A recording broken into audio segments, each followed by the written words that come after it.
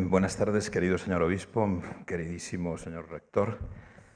Agradezco evidentemente la invitación, las palabras tan conmovedoras de nuestro rector. Este libro es muy fácil de presentar y nuestro decano ya prácticamente ha hecho todo ese trabajo, pero no es tan fácil realmente hablar sobre el tema del que el libro trata y meternos, por tanto, en las circunstancias complicadas en las que está en el presente también desarrollándose el actual papado. Primero de todo, el libro recuerda el genial subtítulo del maravilloso libro del desasosiego de Pessoa. ¿Recuerdan ustedes? Autobiografía sin hechos. En este libro no hay hechos, de manera que una biografía del Papa sin hechos es realmente notable. No pueden buscar ustedes ahí pues, las anécdotas o las historias tan graves ocurridas en los años 70, finales en Argentina, etcétera, etcétera, en virtud de las cuales pues, yo estaba el día que eligieron al Papa, estaba en Medellín, en una universidad que sorprendentemente se llama Pontificia Bolivariana. La elección fue recibida con gran entusiasmo en Medellín. Cuando volví a España me encontré con que el entusiasmo no era ni mucho menos unánime. Y cuando paseo alguna vez por Argentina con intelectuales argentinos veo que el entusiasmo es aún menos unánime. La situación es complicada y a mí me ha tocado, antes de pasar a la presentación del libro, pues ya en 2 ocasiones intervenir en actos en universidades europeas en las que, en cierto modo, se ha tratado de hacer una defensa del Papa. En la Universidad de Viena y en el Instituto Católico de París. Y se han publicado 2 libros a ese propósito. El del Instituto Católico de París, pues François Philosophe. No teníamos idea de la extraordinaria densidad de lo que aquí el profesor Borghesi nos ha ofrecido. Entonces, la decisión que tomó el Instituto Católico de París era intentar que bastantes de nosotros pues, comparáramos el pensamiento del Papa con gentes a las que él había leído seguro, pero a las que no cita normalmente o nunca. En mi caso, nada menos que Unamuno. Ciertamente los pensadores que aparecen en François Philosophe, salvo una cita de Ricoeur que hay aquí, pues no están presentes en la biografía intelectual del Papa. Cuando la miramos en conjunto, yo creo que lo que vemos es, primero, ese extraño problema que ocurría justo antes del Concilio Vaticano II de una formación filosófica y teológica enormemente insuficiente cuando los acontecimientos que se echaban encima eran de una gravedad extrema. El Papa reconoce abiertamente pues, que no apreciaba, no sabía qué hacer con la filosofía que recibía entonces en el Colegio Máximo, un lugar que también he vivido varias veces, al que quiero profundamente y que ahora los jesuitas van a abandonar, lastimosamente. En fin, se van a ir a Córdoba y van a abandonar no ya Buenos Aires, sino incluso la provincia de Buenos Aires. Bueno, eso es interesante porque el Papa tuvo que abrirse paso a través de algunas figuras singulares que le van presentando problemas filosóficos y teológicos realmente nuevos, pero también a través de la cuestión durísima del peronismo en sus últimos coletazos, de la teología de la liberación influyendo en algunas de las direcciones del peronismo violento de entonces. Claro, la situación es absolutamente explosiva, como para que una persona de 40 años la hagan pues, superior de los jesuitas de Argentina y tenga que vivir en esa situación de tensión máxima. Es ahí, como ha señalado nuestro decano, cuando el Papa empieza a encontrar pensamientos dialécticos que permiten no hablar de contradicciones directas, irresolubles, sino más bien de superaciones, de vías medias. Y eso yo creo que es lo que más puede importarnos a nosotros como intelectuales que leemos la biografía del Papa. Porque los 2 filósofos más interesantes, más no muy citados realmente, Borghesi lo hace evidentemente con un dominio completo de la materia, pero no se introduce en la posibilidad de ver hasta qué punto el pensamiento del Papa depende profundamente de las 2 influencias más lejanas y filosóficamente más relevantes que hay aquí. Blondel por una parte, Rosmini por la otra. Yo creo que los 2, tanto Blondel como Rosmini, siguen siendo una especie de deber para todos nosotros. Son pensadores muy desconocidos, en España apenas hay un par de tesis sobre cada uno de ellos, no se ha hecho la asimilación de todo eso y, bueno, es inmerecido el juicio, me parece que es precisamente de Alberto Metol, ¿no? que que decía, bueno, realmente España nos ha dejado con Juan de Santo Tomás y con Suárez, o sea, no hay más a partir de ahí. Entonces, ¿a qué recurrir? Bueno, el recurso fundamental del Papa es a Blondel por una parte más quizá y a Rosmini por la otra. Ya digo, eso nos señala una especie de deber fundamental, aunque también las direcciones del tomismo, Maritain y otras personas, Metol mismo era un tomista, al que yo no conocía hasta leer este libro.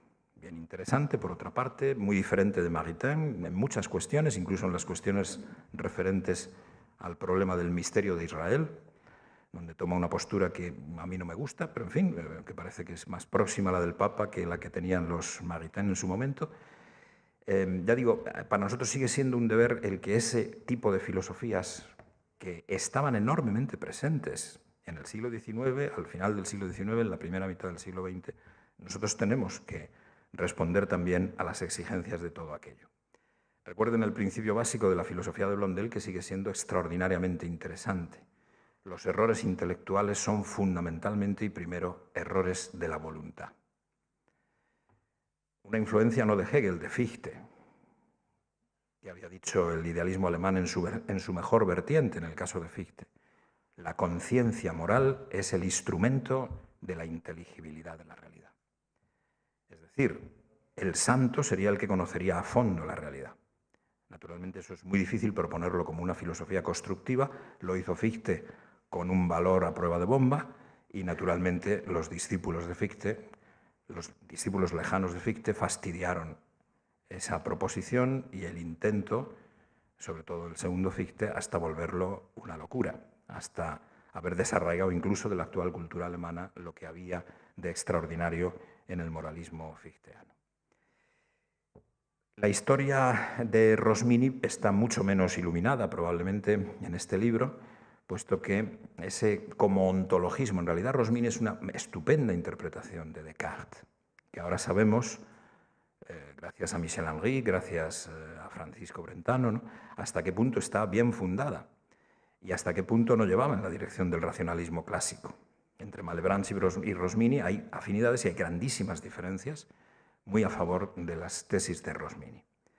Sería interesantísima esa manera de volver a entrar en temas de metafísica a través de esa peculiar noción del ser ideal, parecida también a Duns Scoto, pero que permite algo como un argumento ontológico, al que llegó incluso Metol, siendo un tomista, porque hay realmente, yo creo, fuentes efectivamente de mística superior a la dialéctica, que es lo que hay que aplicar en la política. La dialéctica es la misericordia, de alguna manera. No dejarse abrumar por lo máximo y a la vez ser capaz de ser contenido en lo mínimo. Ese lema de la tumba de San Ignacio, ¿no?, pues es una cuestión decisiva y para el Papa eso representa un deber continuo. Cuando vemos la figura del Papa, lo que vemos es que más que añadir doctrina, lo que hace es realizarla.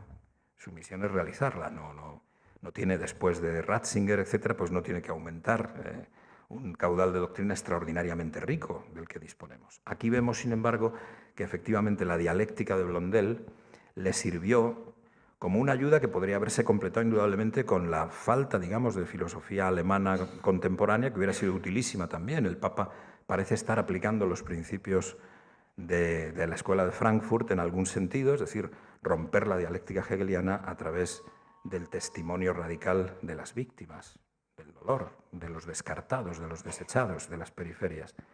En ese sentido es lógico que una persona que desde los años 70 está metida en el terrible fregado político, social, como le ha tocado vivir al Papa, pues no haya quizá podido aprovechar otras fuentes filosóficas que hubieran sido también extraordinariamente interesantes.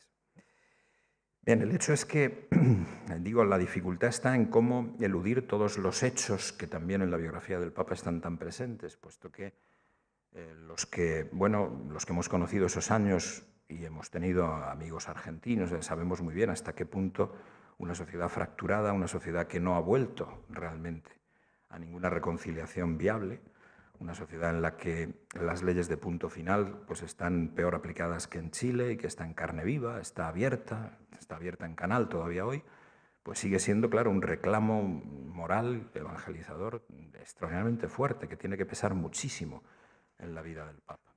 Sin embargo, será difícil que pueda ir a Argentina y enfrentarse con aquellas dificultades en las que sigue habiendo personas que lo identifican más con el peronismo, en ciertos sentidos, que con otras cosas. Y aunque aquí el libro cuenta estupendamente cómo ha sido la evolución de la teología de la liberación, como hemos visto, los que, claro, una persona ya tan vieja como yo, pues hemos tratado desde Gustavo Gutiérrez un poquito, al resto de personas que se mencionan aquí, von Balthasar, por ejemplo, aquí en este edificio también, y bueno, pues esa evolución de la teología de la liberación ha sido evidentemente lo que también ha permitido una especie de diálogo del Papa con todo eso, apoyado en la noción de Iglesia del Pueblo y siguiendo el camino de Puebla Aparecida, etcétera, que es un camino sumamente fértil, gracias al cual pues América ha ido descubriendo, no solamente, como aquí se cita, un texto fundamental de Gutiérrez a propósito de la belleza de la espiritualidad del pueblo, sino ha ido descubriendo cómo las revoluciones hechas desde arriba dejan a la gente absolutamente al margen de la liberación que se les había prometido o proyectado. En todo eso, evidentemente, poder ver cómo han sido los pasos en que la dialéctica del Papa ha ido cada vez afinándose más. Bueno, del Noche es una etapa final, pero evidentemente no es la inspiración, yo creo, básica. Resulta para todos nosotros extraordinariamente informativo. Ahora, también es verdad pues, que estamos metidos en una historia en la que, en fin, yo estuve en el principio, por ejemplo, de la aventura Finis, Seifert, Grigel, etcétera, en Liechtenstein, en Dallas.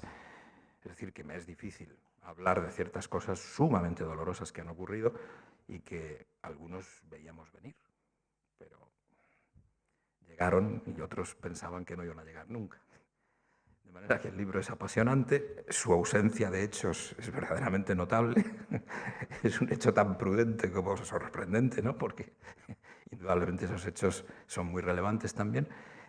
Uno aprende muchísimo, desde luego en mi caso, de teología, y básicamente de la evolución de la teología latinoamericana, y sencillamente, desde luego, seguimos pudiendo creer que el Papa, más que añadir doctrina, lo que hace es la realización radical de principios que, bueno, todos, y los papas anteriores evidentemente, han intentado también llevar plenamente a la práctica, pero ahora nos hemos encontrado con la tremenda apelación que indudablemente ha conmovido al mundo, de la verificación inmediata de verdades evangélicas que parecía que era muy difícil llevar a la práctica. Eso pues hace, como todos sois conscientes, ¿no? Produce en intelectuales de mucha importancia o no de tanta importancia, pero bueno, pues esas reacciones, ¿no? Este Papa, en fin, induce a las almas al infierno.